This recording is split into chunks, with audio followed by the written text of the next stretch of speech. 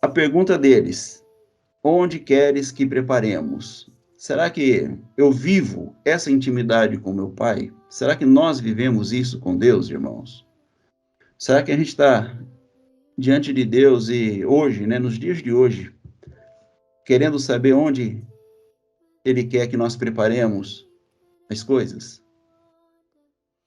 Sempre que a gente ouvir uma direção de Deus, sempre que Deus falar conosco a respeito de qualquer coisa, antes da gente perguntar para Deus o que é que Ele quer que a gente faça, ou como é que Ele quer que a gente faça, precisamos saber dele onde Ele quer que seja feito. Onde Ele quer que seja feito. Não é o que Ele quer que eu faça. Eu tenho que saber de Deus onde quer que seja feito. A vida bem-aventurada e a comunhão com Deus começa a partir de uma definição clara de lugar. Sempre, irmãos. A partir de uma definição clara de lugar. E não é só um lugar geográfico, mas é aquele ambiente onde nós vamos encontrar as condições espirituais para que os processos de Deus possam ocorrer na nossa vida. Salmo 1, não vou ler com os irmãos agora, mas é o Salmo 1, ele fala que o homem bem-aventurado é como uma árvore plantada junto a ribeiros de águas. Então, o homem bem-aventurado, ele não está caminhando, irmãos, para todos os lugares, ele está plantado. Se ele está plantado, ele não fica caminhando, entendeu? O homem bem-aventurado, ele entende que ele está plantado, é uma árvore plantada. Então, isso aqui é um significado para nós. Você quer viver as alegrias de Deus, as bem-aventuranças de Deus? Procure saber de Deus o onde e fique plantado naquele onde. Se plante naquele onde que Deus quer. Então, esse homem, ele está plantado junto a ribeiros de águas, que esse homem bem-aventurado, ele não é um andarilho que segue o caminho dos ímpios e se assenta na roda dos escarnecedores ou ouve conselho dos incrédulos.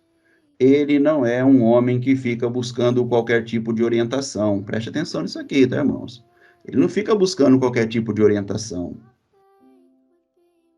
Ele não fica daqui para ali, né? Não fica caminhando daqui para lá, de lá para cá, daqui para lá, de lá para cá. Mas ele deixa Deus ministrar o coração dele.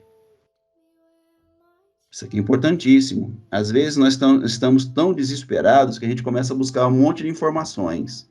Informação aqui, informação aqui, informação ali, informação lá, e a gente acaba perdendo as informações que é do nosso Pai, aquela que é de Deus, porque nós estamos nos ocupando em buscar novas informações, e sempre informações e várias informações, para a gente formar, então, um juízo em cima daquelas informações. E nós, muitas vezes, estamos deixando de nos plantar junto às águas dos ribeiros, tá? A gente pensa que a direção de Deus vai acontecer a partir de vários conselhos ou várias orientações.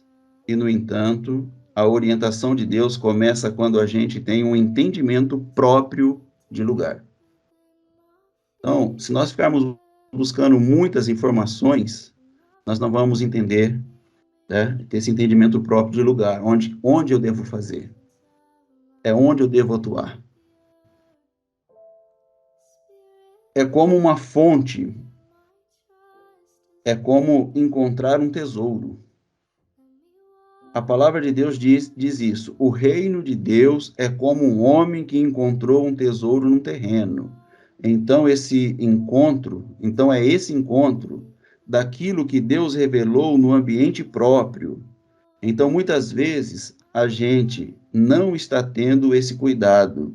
A gente, às vezes, está montando certas estruturas ou formas que não são propriamente o lugar que Deus já definiu.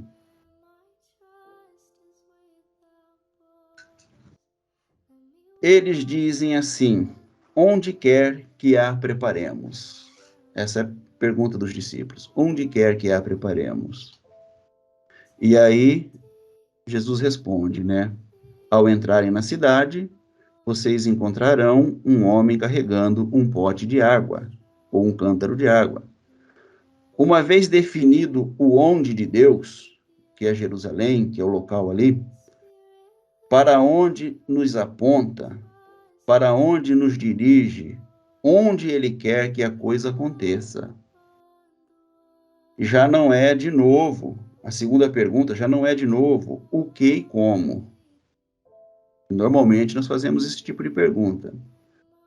A segunda pergunta é agora o quê?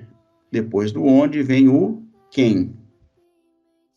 Primeiro é o onde e depois o quem. Então Jesus diz: onde é a cidade? Jerusalém. Quem vai levar você a encontrar esse onde? É um homem carregando um cântaro de água.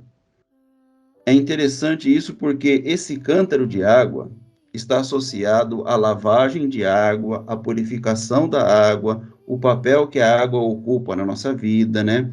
Nós somos lavados pela lavagem de água, pela palavra. O Espírito de Deus se movia na superfície das águas. Nós somos purificados pela água. Deus, ele derrama água sobre nossa vida. A chuva como exemplo daquilo que testifica a ação do Espírito Santo de Deus na nossa vida. E a forma como a palavra de Deus é revelada. Então, sempre a água tem essa representatividade na Bíblia, tá? Então, entenda isso, irmãos. Quando a pessoa entende o onde de Deus, e ela percebe quem vem de encontro a ela entende quem é o homem que está carregando o cântaro da água. Esse homem que está carregando o cântaro da água, ele é o Espírito Santo. Esse homem é ele que nos conduz ao onde de Deus. Esse homem carregando o cântaro da água, ele é a representatividade do Espírito Santo. Então, quando Jesus fala para eles, entrem em Jerusalém e espera o Espírito Santo vir ao encontro de vocês. Ele vai vir ao encontro de vocês e vai direcionar vocês para uma casa da cidade, para um outro onde da cidade. E nesse onde da cidade, você vai encontrar ali o dono daquela casa. Então, vamos continuar a leitura aqui, porque isso aqui é interessantíssimo, tá? Uma vez que a gente entende que Deus vai nos orientar para um lugar, nós precisamos encontrar uma relação gerada, orientada e mantida pelo Espírito Santo. Então, o que é o importante para mim? Eu entender que Deus está me direcionando para um onde, e nesse onde que Deus está me direcionando, eu preciso ali encontrar uma relação, gerar uma relação e manter uma relação com o Espírito Santo, naquele onde, porque ele é o quem, o Espírito Santo é o quem desse relacionamento meu com Deus. Então ele vai nos estabelecer nesse lugar, nesse onde dele. Um quem desse lugar, ele vai levantar ali um quem desse lugar, que é a representação desse homem de Deus, dessa pessoa de Deus, desse enviado de Deus, para que eu possa ali entender essa relação, gerar essa relação, que orientar sobre essa relação e manter essa relação com o Espírito de Deus. Muitas vezes as pessoas não estão entendendo o desenvolvimento da vida espiritual a partir de uma relação. Então, tem muitos que não entendem a vida espiritual a partir da relação. Elas estão entendendo a vida espiritual a partir de uma necessidade, a partir de uma visão, a partir de um ministério. E, às vezes, é uma oportunidade ou é uma tarefa e não uma relação.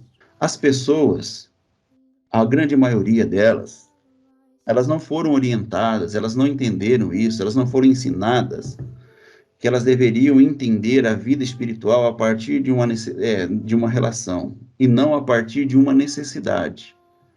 Qual que tem sido o seu relacionamento com Deus? Você se relacionamenta com Deus a partir de uma necessidade? Eu estou buscando a Deus porque eu estou muito mal, então eu estou buscando a Deus, eu estou com uma necessidade de buscar a Deus. Então, as pessoas, elas entendem isso a respeito de Deus, tá? Então, elas não têm uma vida espiritual a partir de uma relação. Elas têm uma vida espiritual que se revela a partir, então, de uma necessidade, né? A partir de uma visão. Ah, eu tive uma visão de Deus, eu tenho que fazer tal coisa e tal coisa, né? A partir de um ministério. Não, eu recebi um ministério, agora eu tenho que trabalhar porque eu recebi um ministério. E às vezes uma oportunidade, né? Eu tenho uma oportunidade aqui de ter esse relacionamento com Deus, ou até mesmo uma tarefa, né? Eu tenho uma tarefa. Eu estou aqui assumindo uma tarefa de fazer tal coisa. Então, esse tipo de relacionamento que as pessoas desenvolveram com Deus. Spirit, lead me where my trust is without borders. Let me walk upon the waters wherever you would